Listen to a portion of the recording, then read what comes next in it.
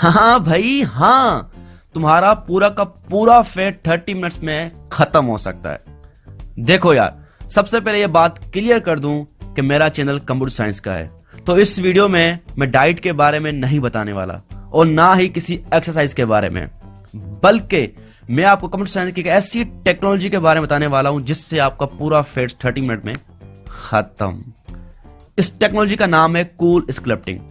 यह एक मशीन है जो आपके फैट के ऊपर कूलिंग इफेक्ट देती है और पूरा फैट खत्म। घबराओ मत, इस टेक्नोलॉजी के ऊपर हार्वर्ड यूनिवर्सिटी ने 10 साल पूरे रिसर्च की है।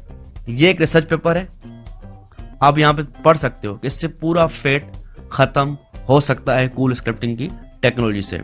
अब सोच रहे होगे फिर तो ये महंगा होगा। अरे नहीं, नॉर्मल रेंज के अंदर है।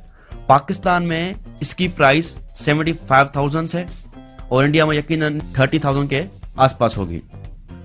तो अगर आपका इतना बजट है और एक्सरसाइज डाइट नहीं करना चाहते तो आप इसको यूज कर सकते हैं।